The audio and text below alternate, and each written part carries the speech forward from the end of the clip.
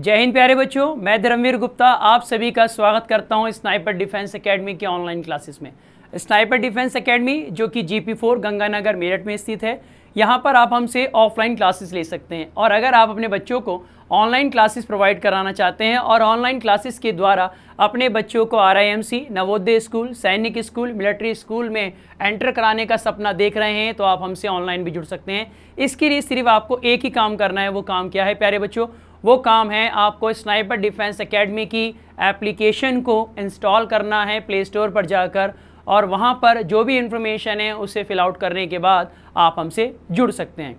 तो मैं आज की क्लास को शुरू करता हूँ। सबसे पहले मैं अपने बारे में बता देता हूँ। मेरा नाम है धर्मवीर गुप्ता और मैं काफ़ी समय से GK GS की क्लासेस ले रहा हूँ। तो प्यारे बच्चों, आपका जो भी GK GS में डाउट्स रहेगा उस डाउट्स को मैं क्लियर करने की कोशिश करूँगा।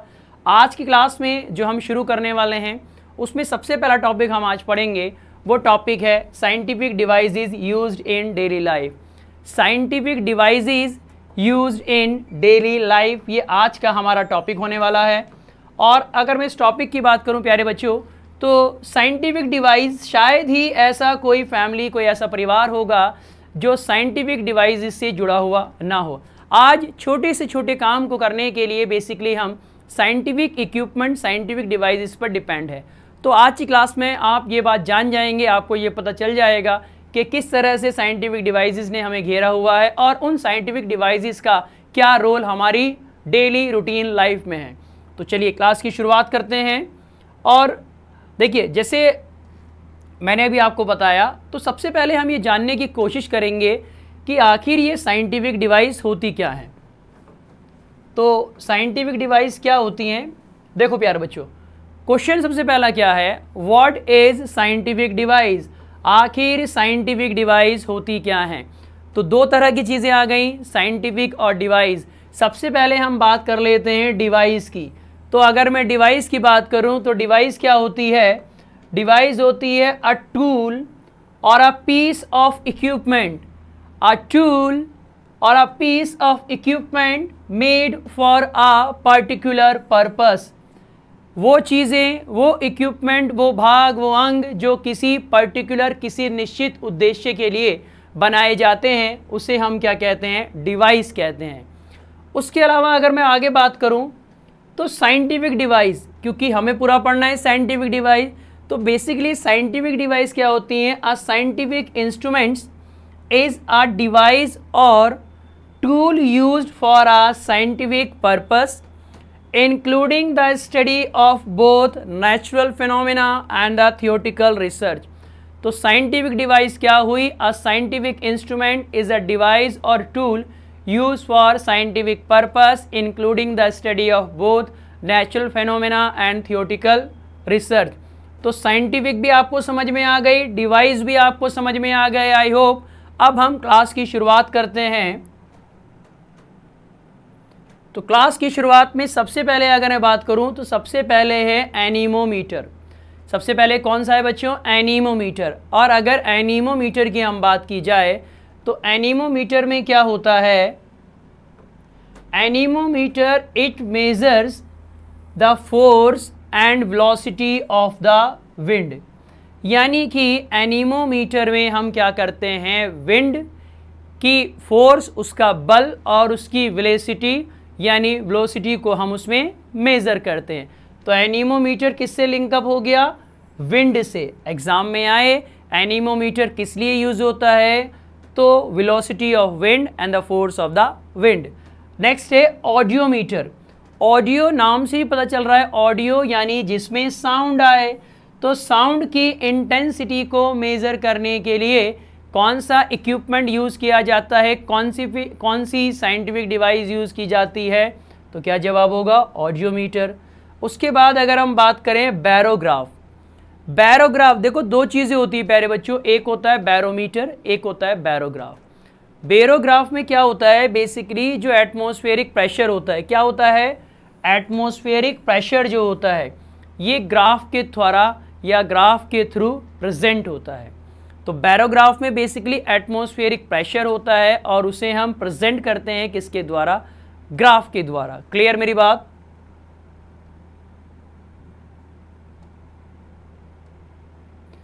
नेक्स्ट अगर हम देखें तो अगला जो हो जाता है वो हो जाता है बैरोमीटर। अब अगर मैं बैरोमीटर की अगर मैं बात करूं तो बैरोमीटर अभी मैंने आपको बताया, मैंने बैरोग्राफ भी बताया और बैरोमीटर भी बताया। तो बैरोमीटर में क्या होता है, इसमें मीटर होता है, और बैरोग्राफ में ग्राफ के द्वारा एटमॉस्फेरिक प्रेशर होता है, और इसमें क्या होता है, बेसिकली मीटर होता है। तो ये भी क्या रिप्रेजेंट करेगा, एटमॉस्फेरिक प्रेशर को रिप्रेजेंट करेगा। अब एक बात और ध्यान रखिए प्यारे बच्चों, अगर मैं बैरोमीटर की बात करूं और बैरोमीटर का जो उसका एक पैमाना है, जो उसका एक स्केल है, अगर वो स्केल धीरे धीरे स्लोली इम्प्रूव हो रहा है, इंक्रीज हो रहा है, बैरोमीटर का स्केल अगर स्लोली धीरे धीरे इंक्रीज हो रहा है, तो इसका मतलब क्या है, वेदर यानी कि मौसम कैसा रहेगा, क्लियर रहेगा। मौसम कैसा रहेगा, सनी वेदर रहेगा, यानी खिलखिलाती हुई धूप होगी। और अगर बैरोमीटर धीरे धीरे इंक्रीज हो रहा है तो मौसम ऐसा रहेगा, लेकिन अगर वो धीरे धीरे डिक्रीज हो रहा है, यानी धीरे धीरे वो डाउन हो रहा है, तो मौसम कैसा रहेगा प्यारे बच्चों, तो मौसम रहेगा रेनी मौसम। यानी अगर बैरोमीटर धीरे धीरे डाउन हो रहा है तो इसका मतलब मौसम कैसा रहेगा, इसका मतलब मौसम बारिश वाला होगा, रेन वुड बी एक्सपेक्टेड। और अगर सडनली एकदम अप से डाउन हो जाए, सडनली अगर ऊपर से नीचे आ जाए बैरोमीटर्स, तो इसका मतलब क्या होगा, इसका मतलब कुछ नहीं प्यारे बच्चों, इसका मतलब बहुत सिंपल कि वहाँ पर स्ट्रॉम यानी कि तूफान आने की कंडीशन बन जाएगी। 3 बातें मैंने बताई। बैरोमीटर अगर स्लोली इंक्रीज हो रहा है तो वेदर मौसम कैसा रहेगा, साफ रहेगा, स्वच्छ रहेगा, खिली खिली धूप होगी। और अगर धीरे धीरे वो डाउन हो रहा है तो इसका मतलब कैसा होगा, मौसम रेनी मौसम होगा, बारिश की पॉसिबिलिटी बनेगी। और अगर सडनली डाउन हो जाए तो इसका मतलब क्या है प्यारे बच्चों, इसका मतलब क्या है कि वहाँ तूफान आने की या स्ट्रॉमी वेदर होने की कंडीशंस होगी। अब आगे की अगर मैं बात करूं, ये बात आपको क्लियर हो गई, आई होप, बैरोमीटर की कंडीशंस। अब अगर हम नेक्स्ट बात करें तो नेक्स्ट है बाइनाकुलर्स। बाइनाकुलर्स बेसिकली क्या होता है, जैसे आपने बॉर्डर में या डिफेंस के लोगों को बात करते हुए सुना होगा कि नियर बाय बॉर्डर एरिया गए और वो दुश्मन के स्नाइपर्स को, दुश्मन के लोगों को देखना चाहते हैं, तो वो क्या यूज़ करते हैं, बाइनाकुलर्स। वो क्या कहते हैं, बाइनाकुलर्स लाइए, मैं दूर की वस्तु को, दूर की चीज़ को देख सकूं। तो बाइनाकुलर एक इंस्ट्रूमेंट हो गया, और वो किस लिए यूज़ हो रहा है, डिस्टेंट ऑब्जेक्ट, यानी दूर स्थित चीज़ों को देखने के लिए क्या यूज़ होता है, बाइनाकुलर्स यूज़ होता है, ठीक है। और उसके बाद अगर हम नेक्स्ट देखें तो नेक्स्ट आ जाता है कैलोरीमीटर। कैलोरीमीटर बेसिकली क्या होता है, कैलोरीमीटर के अंदर जो हीट होता है,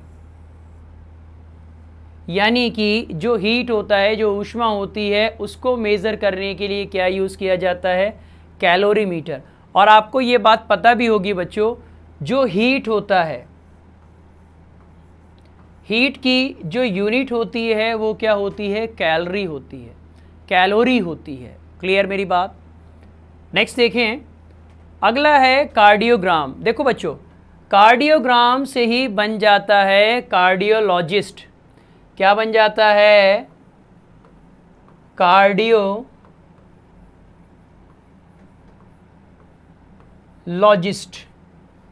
कार्डियोलॉजिस्ट कौन होते हैं, बेसिकली जो हार्ट के पेशेंट्स को ट्रीट करते हैं, उनका ट्रीटमेंट करते हैं, उसे हम क्या कहते हैं, कार्डियोलॉजिस्ट कहते हैं। तो कार्डियोलॉजिस्ट से ही क्या बन गया, कार्डियोग्राम बन गया। और कार्डियोग्राम क्या होता है, electrical activity and the rhythm of the heart over a period, यानी एक निश्चित एक पर्टिकुलर टाइम में हार्ट कैसे बीट कर रहा है, उस चीज़ को ग्राम के थ्रू या ग्राफ के थ्रू बताने के लिए कार्डियोग्राम यूज़ होता है। और कार्डियोग्राम एक इंस्ट्रूमेंट है, एक डिवाइस है, जिससे हार्ट के रिदम को हम मेज़र कर सकते हैं। उसके अलावा एक और चीज़ होती है ECG। ईसीजी एक बेसिकली क्या होता है स्टूडेंट्स, एक टेस्ट होता है, और ये टेस्ट किससे रिलेट होता है, ये होता है हार्ट से।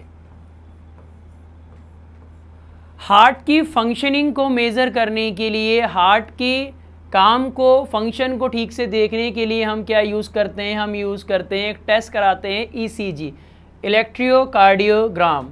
ठीक है, कहीं कहीं आपको ग्राफ भी मिल जाएगा, तो भी सेम चीज़ है। बेसिकली हार्ट बीट को ग्राफ के थ्रू इसमें प्रेजेंट किया जाता है। तो ईसीजी टेस्ट किससे रिलेटेड है, हार्ट से रिलेटेड है। क्लियर बच्चों।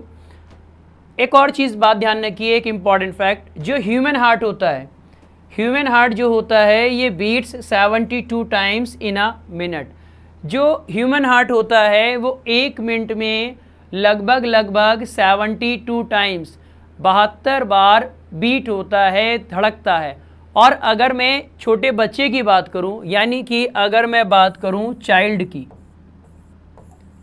तो जो चाइल्ड होता है, जो न्यूबॉर्न बेबीज़ होता है, उसकी हार्ट बीट हमेशा ज़्यादा होगी। तो मैं आपको बताऊं कि उसका हार्ट 1 मिनट में कितनी बार बीट करता है। तो जो अगर कोई चाइल्ड है तो चाइल्ड का हार्ट जो है 1 मिनट में बीट करेगा कितने टाइम, वो बीट करेगा 150 टाइम, यानी 1 मिनट में 150 बार बीट करेगा एक चाइल्ड का हार्ट। और अगर एक नेचुरल, एक ह्यूमन की बात करें जो कि बड़ा है, 18 प्लस है, उसका हार्ट जो है 72 टाइम्स धड़कता है 1 मिनट में। ये एवरेज है, यानी ह्यूमन हार्ट जो है 1 मिनट में एवरेजली कितनी बार बीट होता है, तो 72 टाइम। और अगर चाइल्ड का है तो कितनी बार होगा प्यारे बच्चों, 150 टाइम। ईसीजी टेस्ट किससे रिलेटेड है, हार्ट से। कार्डियोग्राम जो है ये डिवाइस किस लिए यूज़ होती है, electrical activities and rhythm of the heart over a time. बात क्लियर। नेक्स्ट बात करें तो डायनामो। डायनामो क्या होता है प्यारे बच्चों, it convert mechanical energy into electrical energy. Basically ये एक इक्विपमेंट है, ये एक इंस्ट्रूमेंट है, इक्विपमेंट है, एक डिवाइस है जो क्या करता है, जो मैकेनिकल एनर्जी को कन्वर्ट किस में कर देता है, इलेक्ट्रिकल एनर्जी में। यहीं पर एक बात और ध्यान रखिए, एक होता है डायनामो जो किस में कन्वर्ट कर रहा है, इलेक्ट्रिकल एनर्जी को कन्वर्ट कर रहा है किस में, मैकेनिकल एनर्जी को कन्वर्ट कर रहा है इलेक्ट्रिकल एनर्जी में। अब इससे रिलेटेड बात ध्यान रखिए, अगर एग्जाम में आ जाए कि इलेक्ट्रिकल एनर्जी को वापस मैकेनिकल एनर्जी में कौन कन्वर्ट करेगा, तो मैकेनिकल एनर्जी को इलेक्ट्रिकल में कन्वर्ट कर रहा है डायनामो, और इलेक्ट्रिकल एनर्जी को मैकेनिकल एनर्जी में कन्वर्ट करेगा इलेक्ट्रिक मोटर, इलेक्ट्रिक मोटर। बात क्लियर हुई। इलेक्ट्रिकल एनर्जी को कन्वर्ट मैकेनिकल एनर्जी में करेगी इलेक्ट्रिकल मोटर, और मैकेनिकल एनर्जी को इलेक्ट्रिकल एनर्जी में कन्वर्ट करेगा डायनामो। दोनों बात क्लियर। अच्छे से नोट्स बना के पढ़िएगा ताकि एक बार पढ़ने के बाद दोबारा सिर्फ रिवीजन की ज़रूरत हो, और मैं आपको रिवीजन भी करा दूंगा। एक बार आप पढ़ लेंगे तो आपके सारे के सारे कॉन्सेप्ट, सारा का सारा डेटा आपका बिल्कुल क्लियर हो जाएगा। और श्योरिटी से एग्ज़ाम में आपका ये जो जीके वाला सेक्शन में साइंटिफिक डिवाइस का जो एक टॉपिक आता है, इसका कोई भी क्वेश्चन नहीं बचेगा प्यारे बच्चों। नेक्स्ट बात करें अगर हम, तो एक होता है फैदोमीटर। अब देखिए दो चीज़ें इसमें, एक आ रहा है फैदम मीटर, एक होता है फैदोमीटर। फैदोमीटर की अगर हम बात करें तो ये भी डिवाइस है, और किस लिए होती है, ओशन की डेप्थ के लिए। ओशन की डेप्थ के लिए क्या यूज़ किया जाता है, फैदोमीटर। और एक और चीज़ होती है फैदम, यानी कि अगर एग्ज़ाम में आपसे पूछ लिया जाए फैदम जो है ये किस लिए यूज़ होता है, किसकी यूनिट है, तो ये ओशन की डेप्थ की यूनिट है। समुद्र की गहराई नापने के लिए जिस यूनिट का यूज़ किया जाता है वो है फैदम, और जिस डिवाइस का यूज़ किया जाता है उस डिवाइस का नाम है फैदोमीटर। क्लियर, पक्की बात है, कोई डाउट्स तो नहीं है। चलो नेक्स्ट देखें। अगला है गैल्वेनोमीटर। क्या है प्यारे बच्चों? It measures electric current of low magnitude, यानी लो मैग्नीट्यूड्स में इलेक्ट्रिकल करंट को मेज़र करने के लिए यूज़ होता है गैल्वेनोमीटर। नेक्स्ट देखें ग्रामोफोन। भाई शायद आपने ग्रामोफोन के बारे में सुना होगा।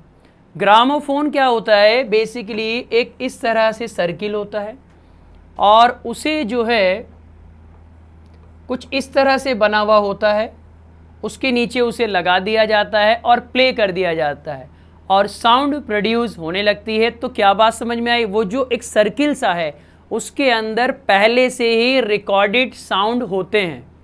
जैसे कैसेट्स देखी होंगी आपने, ऑडियो कैसेट्स, उसके अंदर भी एक तरह से साउंड्स होते हैं और जब उसको टैप रिकॉर्डर में प्ले किया जाता है तो वहाँ से साउंड आने लगती है, यानी साउंड ऑलरेडी उसके अंदर पहले से ही रिकॉर्डेड होती होगी। तो उसी तरह से आपने क्या समझा? ग्रामोफोन क्या है? एक इंस्ट्रूमेंट है जो रिकॉर्डेड साउंड को रिप्रोड्यूस करता है। क्या करता है? रिकॉर्डेड साउंड को रिप्रोड्यूस करता है। ठीक है प्यारे बच्चों। हाइग्रोमीटर। हाइग्रोमीटर बेसिकली हाइग्रो यानी कि ह्यूमिडिटी को मेज़र करने के लिए जो इंस्ट्रूमेंट यूज़ होता है उसे हम क्या कहते हैं? उसे हम कहते हैं हाइग्रोमीटर। तो हाइग्रोमीटर किस लिए यूज़ होता है प्यारे बच्चों? हाइग्रोमीटर यूज़ होता है ह्यूमिडिटी को मेज़र करने के लिए। ह्यूमिडिटी को और हम सिंपल क्या कह सकते हैं? Water vapour. और वाटर वेप्योर कहाँ होती है? एटमॉस्फेयर में। आप सबको ये बात पता होगी प्यारे बच्चों कि जैसे जैसे एटमॉस्फेयर में ह्यूमिडिटी बढ़ती है, आर्द्रता बढ़ती है, वैसे वैसे रेन की पॉसिबिलिटी भी बढ़ने लगती है। जितनी ज़्यादा गर्मी होगी उतना ही ज़्यादा बारिश की पॉसिबिलिटी, रेन एक्सपेक्टेड उतनी ही ज़्यादा मानी जाती है। तो ह्यूमिडिटी बढ़ने से रेन की एक्सपेक्टेशन भी इंक्रीज़ हो जाती है। और हाइग्रोमीटर में हम क्या मेज़र करते हैं? हाइग्रोमीटर में हम मेज़र करते हैं, हम नापते हैं क्या? ह्यूमिडिटी को मेज़र करते हैं। नेक्स्ट देखें लैक्टोमीटर। लैक्टोमीटर जो है बच्चों, it is very very important. Lactometer जो है बहुत ज़्यादा इम्पॉर्टेंट है। इम्पॉर्टेंट इसलिए है प्यारे बच्चों क्योंकि सैनिक स्कूल के एग्ज़ाम में ये क्वेश्चन आया हुआ है कि लैक्टोमीटर किस लिए यूज़ होता है। What is the use of lactometer? तो लैक्टोमीटर किस लिए यूज़ होता है? ये यूज़ होता है basically check the purity of the milk, दूध की शुद्धता को मेज़र करने के लिए, दूध की शुद्धता का पता लगाने के लिए हम कौन सा इंस्ट्रूमेंट यूज़ करते हैं? लैक्टोमीटर। किसका? लैक्टोमीटर का। और एक बात बताऊं मैं आपको प्यारे बच्चों, ये जो लैक्टोमीटर होता है, अगर मैं लैक्टोमीटर की बात करूं तो बेसिकली ये जो लैक्टोमीटर होता है, इस लैक्टोमीटर के बारे में एक और चीज़ बताऊं आपको, और वो चीज़ ये है कि ये जो लैक्टोमीटर होता है ना, ये लैक्टोमीटर बेसिकली मिल्क में नहीं पाया जाता, दूध में नहीं होता। लेकिन अगर दूध में अगर लैक्टिक एसिड मिल जाए, दूध में अगर लैक्टिक एसिड मिल जाए तो दूध क्या बन जाता है प्यारे बच्चों? दूध में अगर लैक्टिक एसिड मिल जाए तो दूध क्या बन जाता है? वो बन जाता है कर्ड, यानी कि क्या बन जाता है? वो बन जाता है दही। क्लियर बात? तो याद रहेगी आपको ये बात। नेक्स्ट अगर हम बात करें आगे, तो लैक्टोमीटर के बारे में मैंने आपको बता दिया। अब आगे की ओर चलते हैं। और नेक्स्ट अगर हम बात करें तो एक होता है बोलोमीटर। बोलोमीटर की अगर बारे में बताऊं बच्चों आपको, तो ये बेसिकली किस लिए होता है? ये होता है थर्मल रेडिएशन की वजह से। थर्मल रेडिएशन को मेज़र करने के लिए जिसका यूज़ किया जाता है वो क्या है? बोलोमीटर है। सबसे ज़्यादा याद रखिए जो एग्ज़ाम्स में आपका पूछा जाता है वो या तो बैरोमीटर पर क्वेश्चन आता है। बैरोमीटर एक इम्पॉर्टेंट डिवाइस मानी जाती है जिस पर एग्ज़ाम में क्वेश्चन आता है। और बैरोमीटर के बारे में मैंने आपको बताया कि बैरोमीटर जो होता है, बैरोमीटर की अगर मैं बात करूं तो मैंने आपको बताया कि एटमॉस्फेरिक प्रेशर के लिए यूज़ होता है। और अगर बैरोमीटर इंक्रीज़ हो रहा है तो मैंने आपको बता दिया कि क्या कंडीशन रहेगी, डिक्रीज़ हो रहा है तो क्या कंडीशन रहेगी। उसके अलावा एक और डिवाइस मैंने बताई आपको, एनीमोमीटर। एनीमोमीटर क्या होता है बच्चों, विंड से रिलेटेड होता है बेसिकली। चलिए तो आगे चलते हैं। आगे होता है कैलिपर्स, ये डिवाइस होती है किस लिए, diameter inside and outside of cylindrical object के लिए। कैथियोमीटर क्या होता है, height and level of measuring the device in scientific experiments, इसके लिए यूज होती है बेसिकली। नेक्स्ट बात करें तो नेक्स्ट अगर हम बात करें तो अगली डिवाइस है क्रेस्कोग्राफ। ये जो क्रेस्कोग्राफ डिवाइस है इट्स इम्पॉर्टेंट। सबसे पहले मैं आपको बताऊं कि क्रेस्कोग्राफ डिवाइस जो है, इस डिवाइस के बारे में जेसी बोस ने बताया था, जगदीश चंद्र बोस ने बताया था। और वो इंडिया के एक ऐसे वैज्ञानिक थे जिन्होंने ये बताया था कि ये जो प्लांट होते हैं इनमें भी जीवन होता है, इनमें भी लाइफ होती है। तो बेसिकली क्रेस्कोग्राफ जो है ये एक टूल होता है, और इस टूल से आपको क्या पता चलेगा, पता चलेगा आपको growth of tree and plant के बारे में, यानी पेड़ों की ग्रोथ किस तरह से हो रही है, पौधे किस तरह से इंक्रीज हो रहे हैं, उस चीज़ को जानने के लिए जिस टूल को यूज़ किया जाता है वो है क्रेस्कोग्राफ। कंपास शायद आप में से अधिकतर बच्चों ने सुना होगा। जैसे अगर आप प्रिपरेशन कर रहे हैं तो आपने ग्लोब के बारे में भी सुना होगा। ग्लोब जो होता है बेसिकली ये स्मॉल टाइप ऑफ अर्थ होता है। पूरी जो पृथ्वी है, पृथ्वी का एक स्मॉल इमेजिनरी टाइप होता है ग्लोब। अगर कोई कंट्री है तो वो कंट्री बड़ी है, लेकिन ग्लोब पर वो कंट्री छोटी सी दिखाई देगी। तो हम उस कंट्री को आराम से ग्लोब के थ्रू देख सकते हैं कि वो कंट्री कहाँ है, कौन सी कंट्री उसके नेबरिंग कंट्री है, कौन सी कंट्री से उसका बॉर्डर टच हो रहा है, कौन सा ओशन है, कौन से फॉरेस्ट हैं, कौन सा डेजर्ट है। डेजर्ट है तो कैसा डेजर्ट है, कोल्ड डेजर्ट है कि हॉट डेजर्ट है, वार्म डेजर्ट है, ये सब पता चल जाएगा। तो कंपास क्या होता है, कंपास बेसिकली एक डायरेक्शन के लिए होता है। यानी अगर मैं कंपास की बात करूं तो कंपास किस लिए होता है, कंपास होता है डायरेक्शन जानने के लिए। अगर हम किसी ऐसे एरिया में चले गए जहां पर हमें दिशा नहीं पता चल पा रही, डायरेक्शन को हम नहीं पता कर पा रहे, तो उस कंडीशन में हमें किसका यूज़ करना पड़ेगा, हमें उस कंडीशन में यूज़ करना पड़ेगा कंपास का।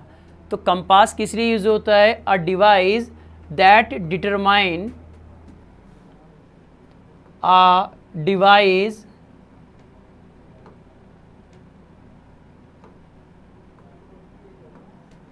device that determines the direction north and south।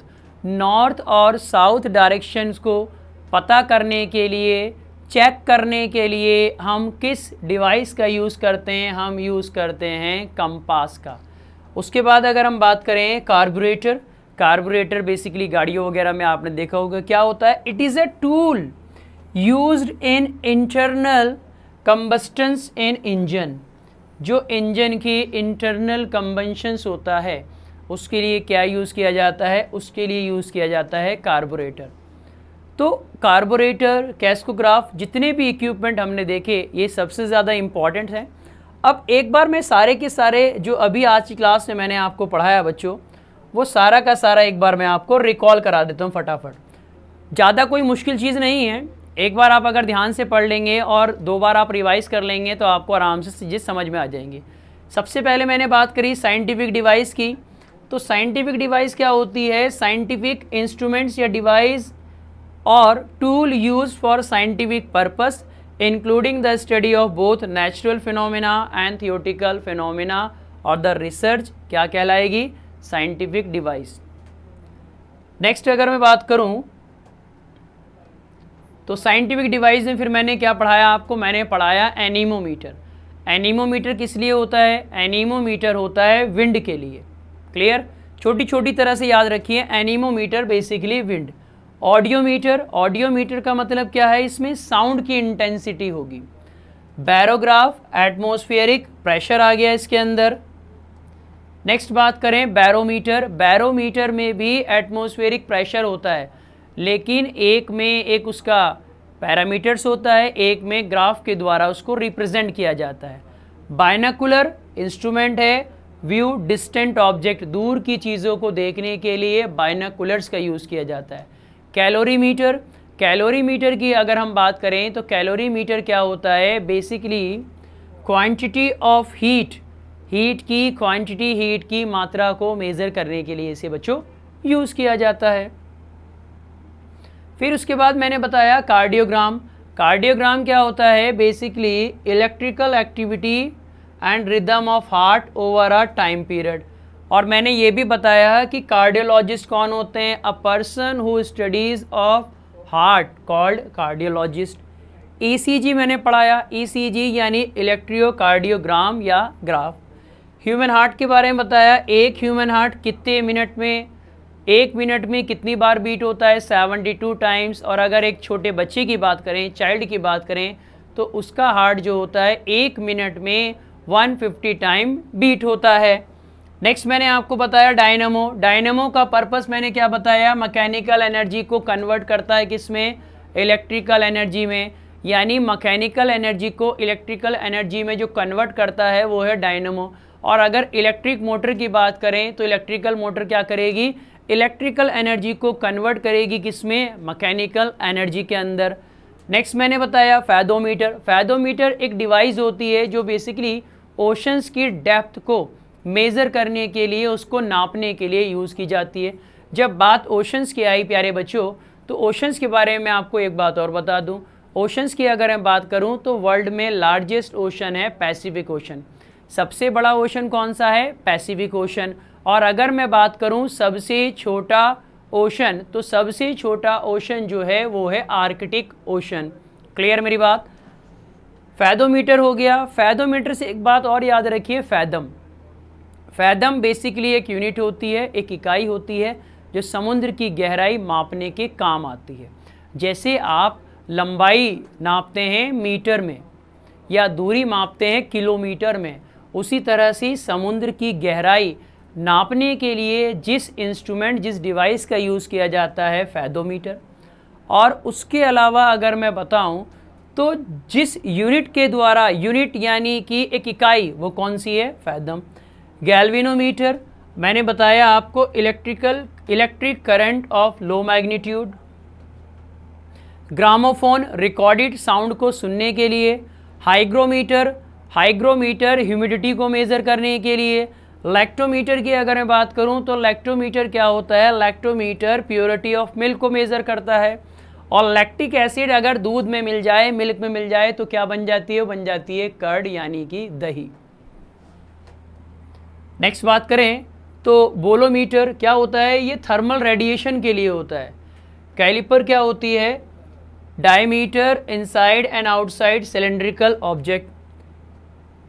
उसके बाद नेक्स्ट देखें तो कैस्कोग्राफ, कैस्कोग्राफ की अगर मैं बात करूं तो मैंने आपको बताया था एक टूल है जिससे प्लांट और ट्री की ग्रोथ को हम मेज़र कर सकते हैं। कंपास, कंपास क्या होती है, एक ऐसी डिवाइस होती है जो नॉर्थ और साउथ डायरेक्शन को फाइंड आउट करने के लिए, ढूंढने के लिए, निर्धारित करने के लिए, डिटरमाइन करने के लिए हम लोग उसका यूज़ करते हैं।